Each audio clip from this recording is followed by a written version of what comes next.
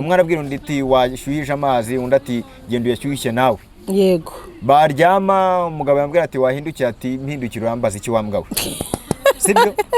Yego. Izi ngo rero aba bantu, uyu mugabo ugukurikiye ufite icyo kibazo mu rugo, uyu mugore ugukurikiye ufite umugabo yashatse akamuzana mu mitungo ye, umugabo akaza nta kintu afite yahagera akabyimba, agatangira kumuyobora muri iyo mitungo, ukabona ko icyo ashaka ari kugira ngo bakore divorce bagabane baringanize. Uyu muntu uramugiriye ihe nama? Ubundi karabo k'Imana kugeza uyu munota, buriya abakozi b'Imana mujye muradusengera. Buriya ntureba, sinavuze ko ngewe mu mirimo y'uvuga butumwa ashinzwe n'anashingira n'abadiaspora n'abahe bose bakaza nk'abashingira. Nukuvuga ngo bariya abageni bazi imbere yacu ngo tubashingire mu by'ukuri.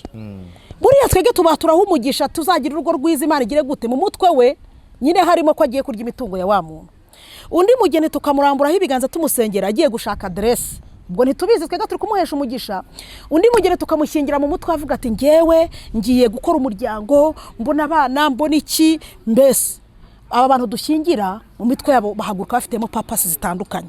Niyo mpamvu ubona ingo z'iki gihe ziriho nyine mu buryo bunatandukanye, kuko igihe yewe n'abatanyura imbere y'abashumba.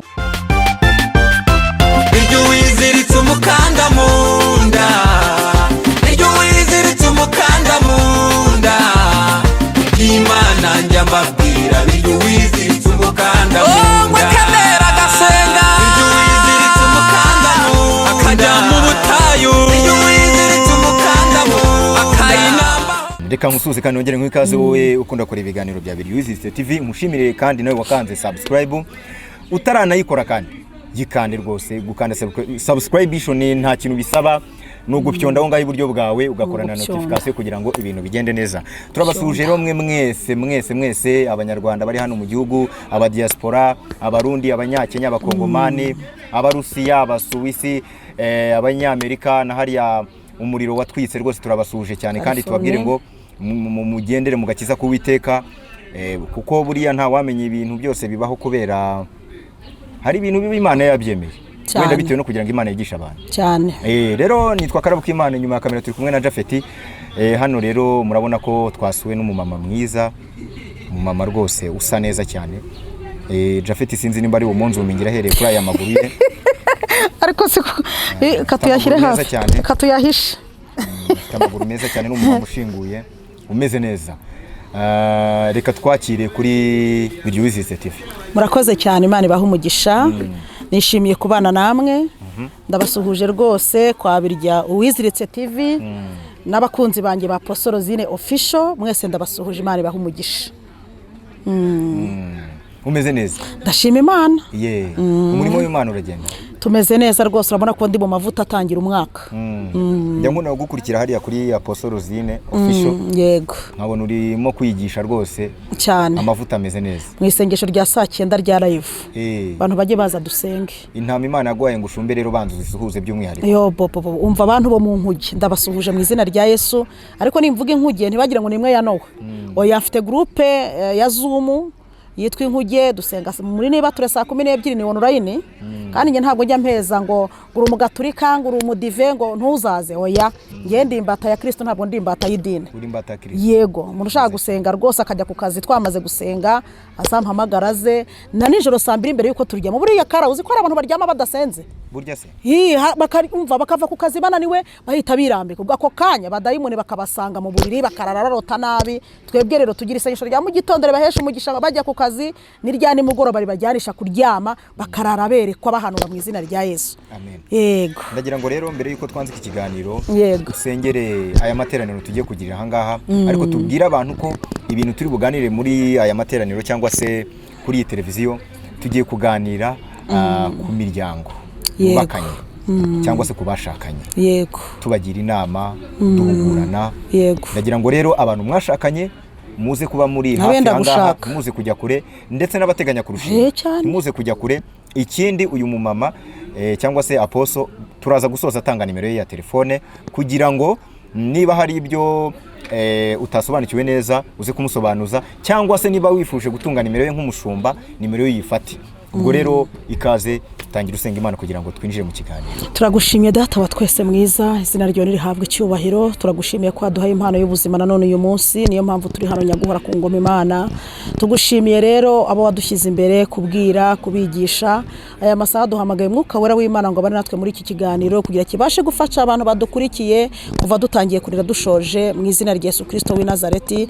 Imiryango tugiye kugira inama, Mana Nyaguhora ku ngoma, umuryango mwiza, urugo rwiza, n'itorero ryiza. Niyo mpamvu tugarutse hano Mwami Imana kugira ngo tubashe kugira icyo tubwira abadukurikiye. Ngaho bana natwe udushyigikire mu byo tugiye kuvuga kuva dutangiye kurira dushoje, mu izina rya Yesu, amen. Yego.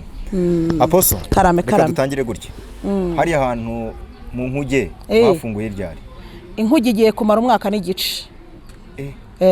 Nabonye televiziyo yawe irimo irarebwa cyane. Iri kurebwa cyane, iriya ya live ya saa 9. Nituvuga live abantu bumve ko ni ahantu nyine duhurira tugasengera, abari hafi n'abari kure mukikonegita buri tugasenga. Muhuriye ku ikoranabuhanga. Ku ikoranabuhanga. Mbere ya byose banze ubwire aba bantu badukurikiye iyo televiziyo baze gukanda subscribe kugira ngo bajye bifatikanya nawe. Hari abantu bakeneye ububyutse mu mitima yabo. No gusenga. Hari abantu bakeneye kongera kugira ibihe byiza nk'ibyo hambere. Abo bantu banze barangire mbere yuko twinjira mu kiganiro. Bagende bajye kuri Apostle Rosine official, bandikemo handi muri YouTube hejuru. Barabibonaho, bahita babona channel yanjye, yewe hariho n'amasengesho meza, inyigisho, hariho n'isengesho wasubiza inyuma ukaryumva ukongera ugafashwa. Rero buri saa 9 iyo zigeze z'amanywa za hano mu Rwanda dushyiraho link, abantu bagahita bakinjira tugasenga, mu isaha ya saa 9 yarangira tugatandukana. Abantu bakeneye gusenga, turi mu minsi isaba amasengesho. Yego. Muri iyi minsi washinze iriya televiziyo birumvikana abantu leta iri mu nkundura cyangwa se mu nkubiri yo gufunga zimwe mu nsengero zitujuje ibisabwa. Yego. Hari abantu rero bashobora kumva ngo inkuge bakavuga bati se Apostle Rosine we urusengero rwe yego ruruzuye, iyo nkuge imeze neza, yarubatse cyangwa muhurira aho ngaho kuri Honorine? Nkuko bivuze nyine twahuye cyangwa baragufungiye nawe? Urabaye yes. Urabona ntabwo abakozi b'Imana tugomba gukora kuko insengero zifunguye gusa, intama nyinshi zaba ziri gutatana. Rero mu gihe leta yari irimo ivuga ngo abantu batujuje ibi n'ibi babe bafunze babishyire ku murongo, nanze ko intama zitatana cyane, ko amavuta y'ubwa apotre n'amavuta avuga ubutumwa ahantu hose. Rero nibwo nahise nkora iyo inkuge yimaze igihe naranayikoraga kugira ngo n'abantu bari inyuma y'igihugu cy'u Rwanda bambonereho umugisha. Ni icyo cyatumye shyiraho iyo groupe kuko urumva imaze imyaka n'igice kandi isengero bazifunze nta n'amezi angaha arashira. Rero nahise mvuga nti reka dushyireho n'iyo live ya saa 9, abantu batabasha kuboneka saa 12 cyangwa saa 2 z'ijoro, saa 9 z'amanywa mu isaha y'igitambo bajye babasha kuboneka basenge. Rero buri munsi. Rero ndi umushumba wa ministeri bitabohoka, na niyo mpano yanjye rwose. Yego, niwe mushumba? Ni mushumba w'iyo ministeri. Yego. Ubwo wimitswe nka ryari? Nimitswe kuba pasiteri 2021. Amavuta y'ubwa apotre nyimikwa 2024. Yego. Haciyemo imyaka 2 n'igice 3. Wabaye apostle?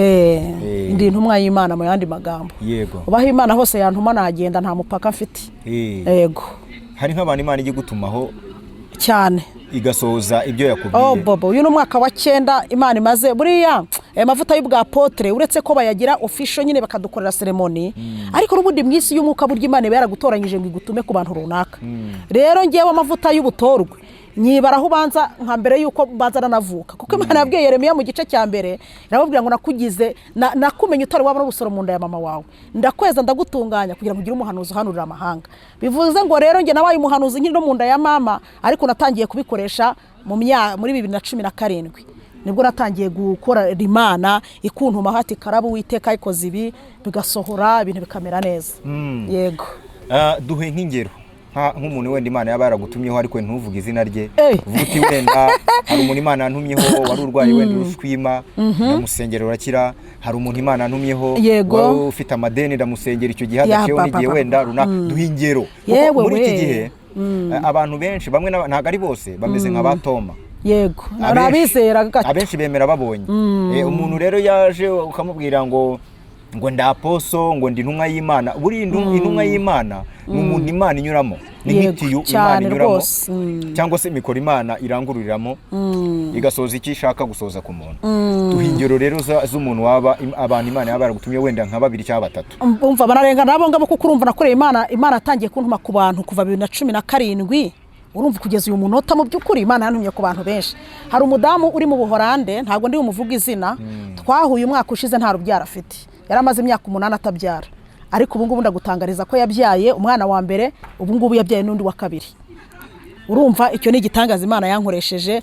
Yego, na hariya mu nkuge ndi kuvuga harimo abadamu babiri, harimo umwe wo ku Kibuye, hari undi muri Afurika y'Epfo nawe utarabyaraga, ubu ngubu baratwite bombi baratwite mu nkuge ahangaha ndi guteranira.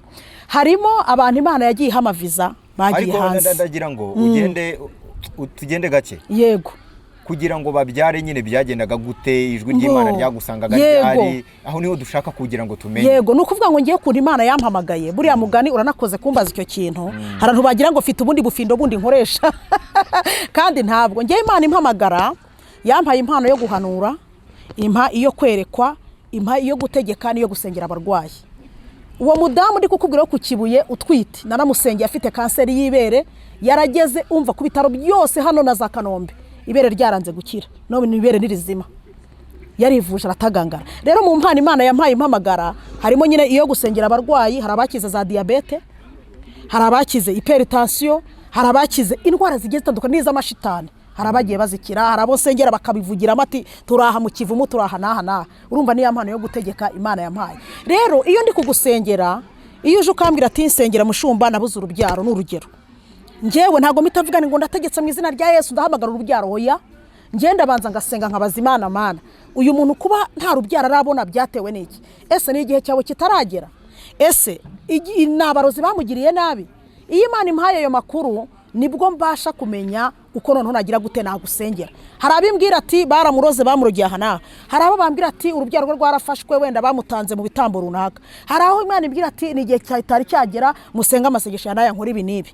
Urumva rero nubwo buryo Imana igenda inkoreshamo, iyi Imana imvugiyemo nkubwira icyo Imana yambwiye akaba ari cyo dukora.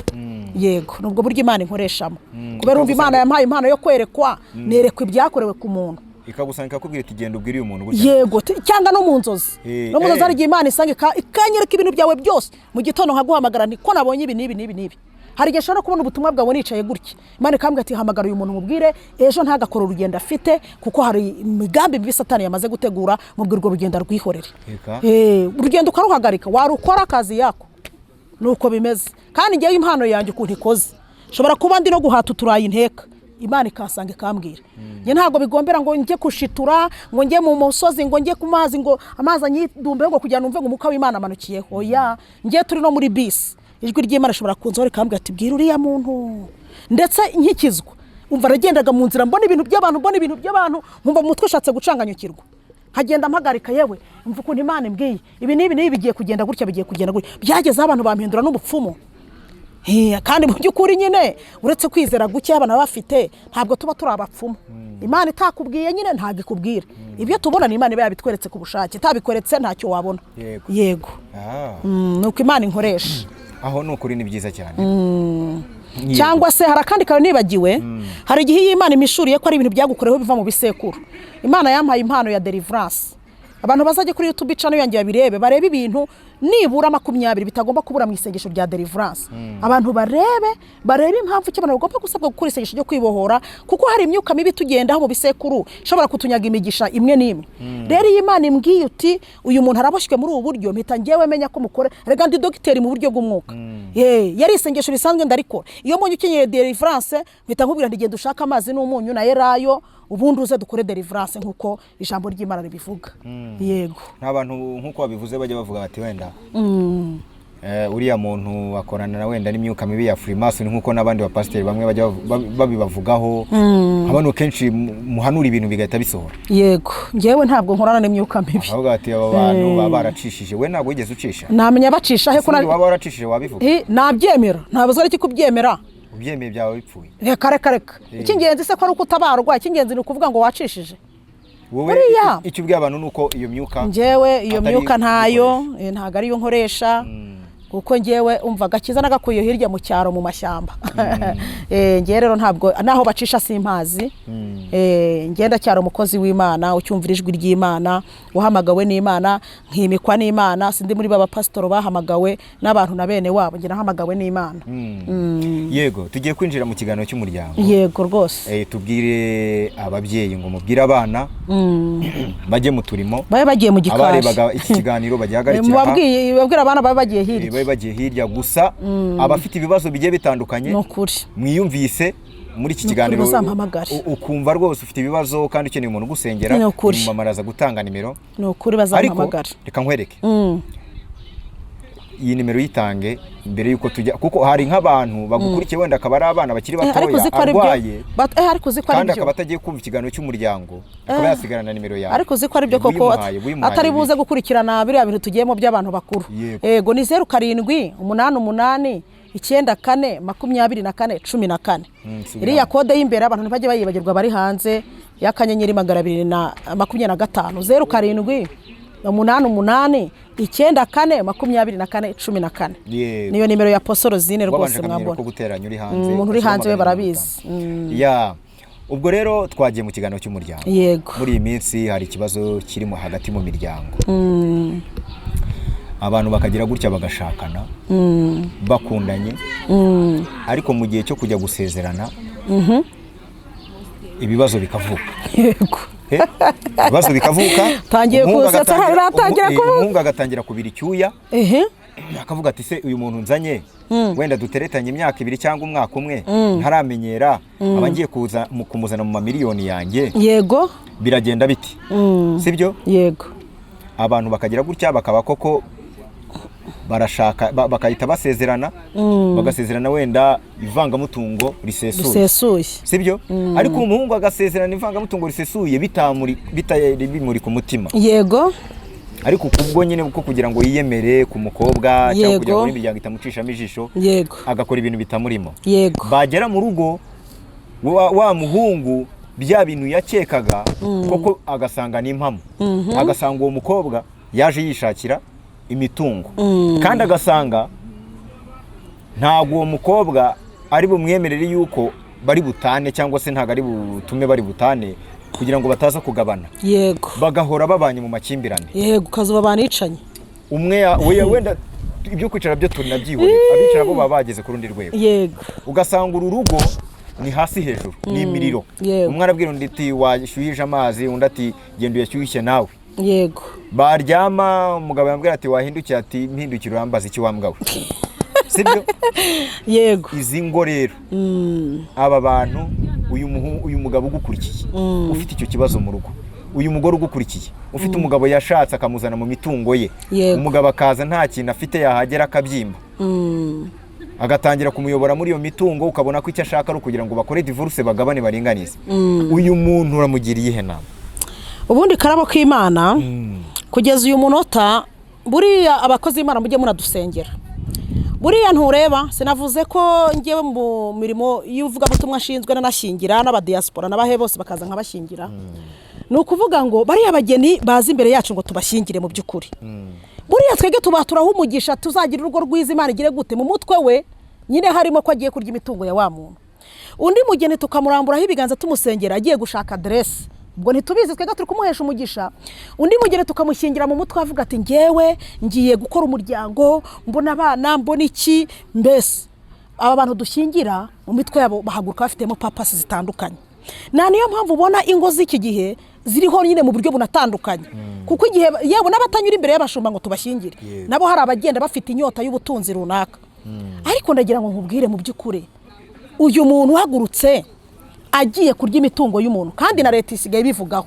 Hari abantu bagendaga muri papa zavuga ati dusezerane ivangamutungo mu mezi angahe dutandukane umutungo wawe ngurye ngujyane. Abantu ntago ibintu baba bakora ari byo. None rero uyu muntu wamaje kugongwa n'iki yego kandi akaba yagiye no gusezerana ko umutima umukomanga ibyo yagize inzitizi cyangwa se ibyo yakekaga ko bizamubaho n'ibyo bimubayeho. Niho naringiye kugera. Uyu muntu azigobotora ingo yigute? Uyu muntu rero ntabwo ndi umushumba ndi mubwire ngo kora divorce uyu mugore namutesha umutwe cyangwa uyu mugabo birarangira uyu mugabo agiye mu mategeko cyangwa umugore agiye mu mategeko yego bagabane baringanize baringanize kandi uyu muntu bitewe n'ukuntu yaruhiye imitungo nawe ntari bushaka kuyirekura kandi ikindi cya kabiri ni umuntu ubona ko adashaka kugirana amakimbirane n'umugore kandi tumushimire n'icyemezo cyiza yafashe cyangwa n'umugabo rwose azigobotora gute ibi bintu aba bantu rero ko biza kose baramutse bagannye inzego za leta icyo yakora ni ukubatandukanya kandi hari igihe uyu mugabo mu by'ukuri cyangwa n'uyu mugore kuko n'abagabo baza gushaka abagore bakurikiye imitungo yabo wenda nawe akikundiye umugabo we yumva batatandukana ariko bakagongwa n'ako kantu aba bantu ikintu nabagiraho inama nibegere abakozi b'Imana tubasengere kuko uyu muntu birashoboka ko mwamusengera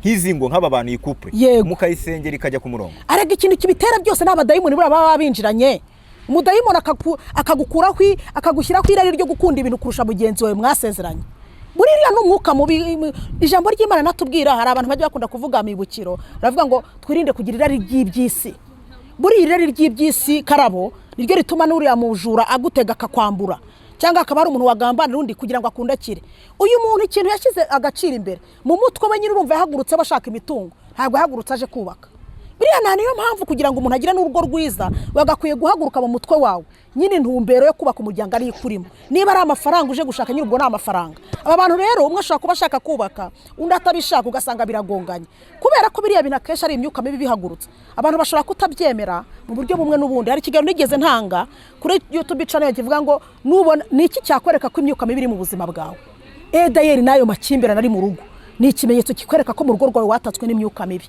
iyo myuka mibi rero ntabwo bayijyana kwa dogiteri nyanaka iyo myuka mibi bayizana mu nzu y'Imana kuba umugore wawe n'ubugabo mutari guhuza hari uburyo iyo mitungo mwayimanaje ugatuza mu rugo mukanumvikana ariko icyerekana ko urugo rwawe rurimo imyuka mibi ni uko mudahuza muri gupfa imitungo umwe ashaka kujyana imitungo ngo agende kandi we n'undi acyashaka kubaka rero abo bantu nta handi hantu bakemura iki kibazo uretse kwegera abakozi b'Imana abantu bagasenga nta kindi kuko nubwo ari ubuyobozi bwa leta bazagutandukanya kandi wenda hari igihe urkwanga gufata imitungo yawe ngo uyihe undi muntu utarayiruhiye cyangwa se urashakeneye no kwiyubakira urugo rwawe rero abantu nibace bugufi begera Imana niyo yubaka urugo ubundi Imana niyo yubaka urugo hari abandi rero nabo barabanye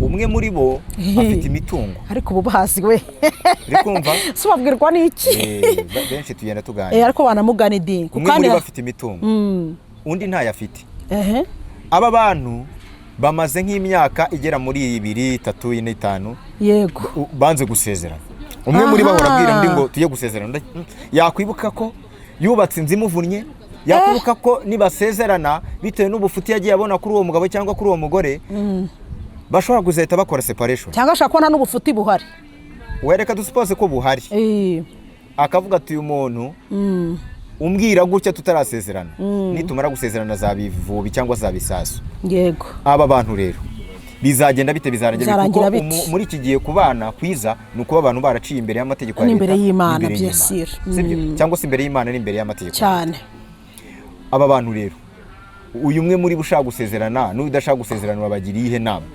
bagira inama kandi inama bagira inama rero bana barimo baratinya gusezerana kugira ngo imitungo itagenderamo ubundi reka mubereke buriya no muri Edeni buriya uzi ko abashumba twebwe tutasezeranya abantu batisezeranyije mbere kuko umugabo n'umugore bakundana nibo baza kudushaka burya mwabanje gukora isezerano mbere mwabanje kuryikorera twebwe icyo muza gukora nko kubahesha umugisha wa finale nko gukora finisage y'ibyo mwagiye mutangira rero si byiza ko abantu babana no mu buryo bw'umwuka hari utuntu tutagenda mu rugo kuko wa mugabo uyu mugore uzamubazwa wamaze kwiyerekana mu muryango cyangwa se ntiwiyerekanye ariko mu isi y'umwuka ufite isezerano rikuriho nubwo utari kuza kwiyereka leta cyangwa wiyereka abashumba hari isezerano mu isi y'umwuka rikuboshye ko hari umuntu wemeye kuvuga ngo umbere umugore koko mwagiye kubana mwabyemeranije hari isezerano rikuriho reka ho ntange inama muri uru rugo we mugore ushaka ko usezerana n'umugabo wawe ariko umugabo akaba abona utuntu tutagenda akabyanga uyu mugore ni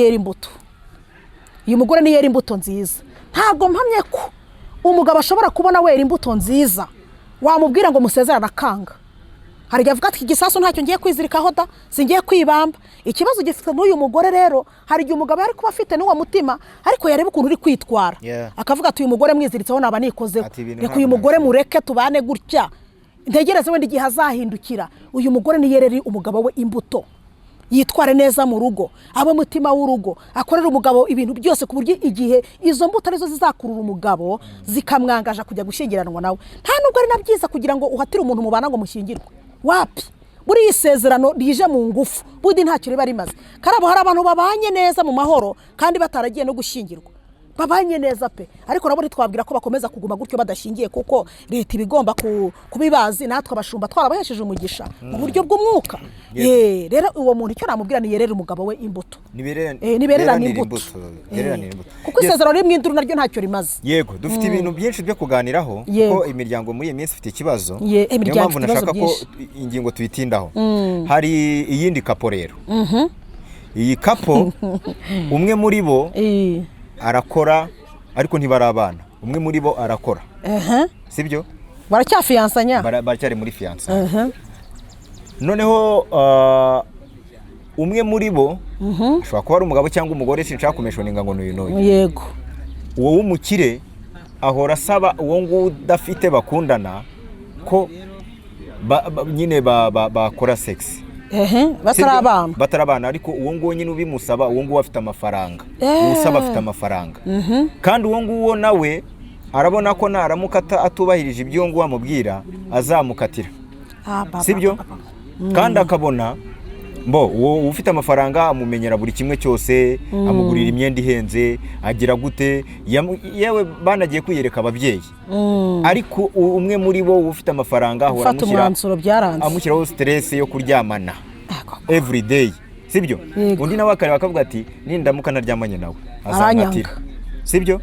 Kandi nankatira kubona undi nk'uyu bizangora. Kandi koko kwisura arabona ari we yashakaga, no mu buryo bw'amafaranga arabona ari we, no mu buryo bw'amarangamutima 90% arabona ari we. Ahubwo akantu bapfa ni akantu ko kuryamana. Uyu muntu uramubwira iki? Uyu muntu bahora babwira ko yakora sex n'uwo muntu. Buriya reka nkwereke Karabo kuntu abagabo muteye, reka mbivugira hano kuri kamera. Buriya abagabo muri kamere yabo ni abantu bahorana amatsiko atagerangira. Si ureba ushobora kuntereta ndi imibiri yombi ukampaga, wampaga ukareba inzobe icanye cyane nayo ukayihaga, ukareba urukara akayumbo. Abagabo muri kamere yabo nuko bameze. Uyu mudamu rero uhora agwa muri uyu mute, uyu n'umwuka w'ubwoba uyu mugore afite umwuka w'ubwoba wo gutakaza umugabo, wo gutakaza amafaranga, wo gutakaza ubufasha yamuhaga. Ariko ubundi uyu mugabo ngiye nigeze mbyigisha aho ndababwira nti niba ukundana n'umusore ufite izinenge 5, ufite imico 5, mureke. Naragitanze kuri YouTube channel yanjye. Izo nenge zitubwira. Niba nshobora kuba ntazibuka zose uko kigaro maze igihe kinini ngikoze. Yego, ngiye kubabwira nk'ebyiri. Niba ufite nk'eshatu, niba ufite umusore mukundana cyangwa umugabo mukundana nyine nk'abasingo fada nabo bararambagiza, akaba afite izinenge cyangwa afite iyi mico, uzamureke ibintu byo kubana uzabivemo, ntuzabukemeje ko mukomezanya ubukwe. Hari abasore bagira amafaranga bakaba bafite n'ubushobozi, ariko kwiyangaje ngo gushyire mu rugo mukora ubukwe bikabura. Uyu musore niba muri inshuti mukobwa nkurikiye cyangwa mugore, ni ukuri uyu muntu n'ubitesha mutwe. Aba babita abasore baguheza mu gihirahiro, ntashaka kukurekura ngo wishakire, ntanashaka nawe kugutunga. Rero iyo kayisi ivuze ni uyu musore ntabuza amafaranga, ariko arifuza kuryamana n'uwo nguwo. Amaherezo azaryamana nawe amuhage, amujugunya ajya kuzana ubundi, kuko niko abagabo bateye. Ayo mafaranga amusapotinga ko bamaranye igihe, kuba bamaranye igihe bivuga ko batatana Karabo. Icyo gihe bamaranye se kuki atamuzanye mu rugo, ari kujya kugisanga hacumbitse, yakizanye iwe mu rugo noneho kubera iki? Muri make umugira inama yo kuri mugiriye inama. Abo basore bariho bareze, bameze nka zambe bazumugi wavuze. Aba basore namureka se goreka n'umundi cyangwa se uyu mukobwa amufate nkaho uyu musore nyine ari uwo baryamana do passage, ntamubare mu wamubera umugabo, kuko abasore bameze gutya bariho. None sore kuryamana we n'umugore we nyine n'umugabo we barasezeranye.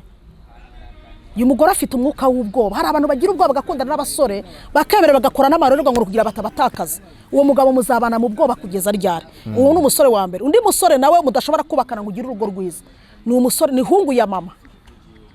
Hungu ya mama ntuyizi? Oya. Ya papa. Hungu ya mama ntabwo yubaka. Ni wa muhungu bukundana na nyina cyane hahandi nyine ubona bikabije. Yajya kugura umugore igitenge, mama ngurira umugore igitenge. Yajya kushora bize, mama nabonye 200,000. Aho kugisha inama umugore we, akajya kugisha inama mama we, agakora ikintu cyose rakoro ya mama we. Uwo ni uwo bita umuhungu ya mama. Uyu muhungu wa mama ntabwo yubaka rero. Ni byiza ko ababyeyi tubaha. Abahungu kenshi bavuga ko bakunda ba nyina. Oya, abahungu bose bagomba gukunda nyina, ba nyina nibyo. Ariko se muri buri cyemezo cy'urugo rwawe ugiye gufata, ujye kubaza mama wawe. Mama afite rugo. Nawe garagaza ko uri umugabo mu rugo rwawe. Ugiye gushyirishaho fondasiyo ku nzu, ugiye kugisha mama wawe inama, umugore we mwubakanye urugo arahari. ababyeyi wenda uwo mugore aba adafite IQ yo kukugira inama. Oya ntabwo ari buri kintu cyose wagira. Ababyeyi nibyo turabakeneye mu buzima bwacu kuko n'ababyeyi bacu, ariko buri kantu kose ko mu rugo rwawe ubanza ujye kubaza mama wawe. Abahungu bahunguye mama, abantu bakundana n'abakungu bahunguye mama. Ingo zanyu muzazijyamo ariko muzajya muhura n'utuntu mugongane na nyoko bukwe kenshi kandi bitari ngombwa, kandi nyoko bukwe ntimwatongana ntimwahangana. Ako se wareka gukunda umubyeyi wakubyaye? Oya umva kubakunda ndabibemerera 100%, ariko se ni gute umubyeyi wawe yenterevena muri buri mwanzuro wose ufatira mu rugo rwawe, muri kantu kose, buri kantu kose? Oya kugisha inama ababyeyi bibaho rimwe na rimwe, ariko ntabwo ari ngombwa ngo buri kantu kose ugiye gukora mu rugo rwawe ujye kubaza mama wawe buri kantu. Uwo mugore se n'umwana wazanye, uwo mugore azagira uruhare gute mu iterambere ry'urugo rwe?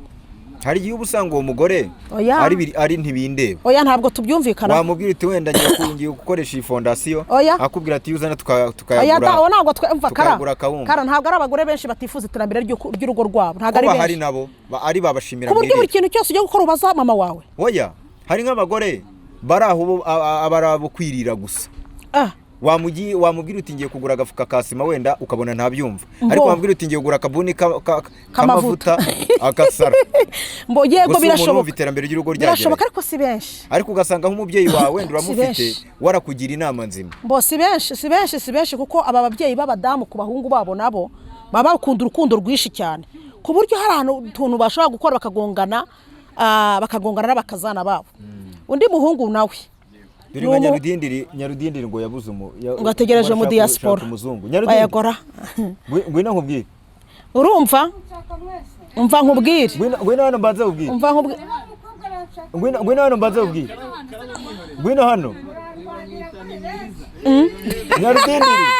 Nyarudindiri ngwino nkubwire, akira hano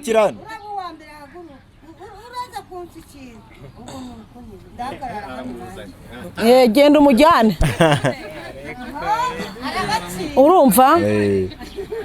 urumva undi musore nawe, umusore uzahora wishimira ko urukundo rwanyu ruba mu mfufu gusa, ntabe yarugaragaza, ntabe yagira umuntu akwereka, ntabe yagira inshuti akwereka yo mu muryango we, mbese urukundo rwanyu rukaba ruri ankasheti.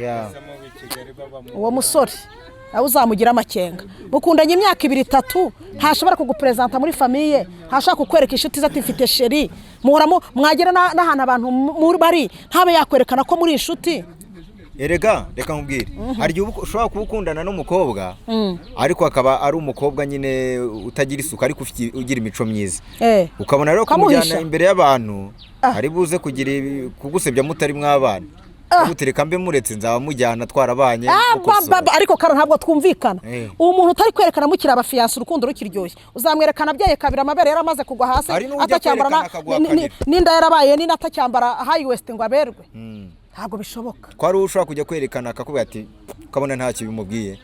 Abagore babahora bariho, ubwo bafite amahormone y'abagabo menshi, ubwo nta mahormone y'abagore afite. Cyabarabuze no kumera ubwana. Umva no kuri kw'Imana amahormone y'abagore dukunda bene utwo tuntu. Ariko urumva muri wafitemo amahormone y'abagabo pe, atuyumva ntacyo bimubwiye ukuntu akumva biraho ngaho. Yego rwose ikiganiro utanze ni cyiza cyane kandi abantu ndakeka ko bari buze kugikunda cyane. Yego ariko rero wenda nawe hari ukundi kuntu, hari ibyo nakubajije turimo turagana ku musozo, nawe hari iyindi nama ushobora gutanga wenda mububatse muri rusange. Yego ijambo ni iryawe. Ntabwo nasoza ntabwiye abantu ngo bajye bamenya ko mu rugo rw'abashakanye habe mw'amezi 3. Uyu rugo rwiza ruba mw'amezi 3 mw'abantu. Karabo nubwo twagiye tuvuga ibindi tukaca ku ruhande, buriya Karabo ari ameza yo mu buriri adakora neza, umugore n'umugabo ntabwo baba bameranye neza. Amezi 3. Ese ayo meza wazaritse twayashakira umwanya. Aka ameza nzagaruka nyavugeho. Tukayavuga. Tuzavuga imuzi, reka tutera amatsika abantu bacu. 3 aba mu rugo rw'abashakanye. Aya mbere, aya kabiri n'aya gatatu. Aya gatatu nawe mu buriri, ayandi bazayamenya mu munsi nayo, reka tubatera amatsiko. Ubwo ibyo noneho tuzabibwira ababanye neza. Ababanye neza ariko gahunda y'ayo meza 3 batayizi. Hariho n'abantu bipfapfana ntibamenye aho byapfiriye. Tuzaza buriya kakubwire Karabo, buriya twese tubayeho uko twiga. Iyo umuntu atize ntabwo amenya. Hari abantu batabazi ngo kakantu nkura mu rugo gashaka kunsenyera. Niyo mpamvu tuba turi hano. Rero tuzaza tuje kuvuga ko turu dusenya urugo. Nayo meza ya 3 yo mu rugo adakora neza rurasenyuka. Na nizo divorce nyinshi abantu bari mu rukiko birirwa bakira. Nyinshi zituruka aho hano. ariko tuje tukabigisha nk'abashumba bavuga ati urugo rwanjye byaba biri gupfira aha none reka mbikosore.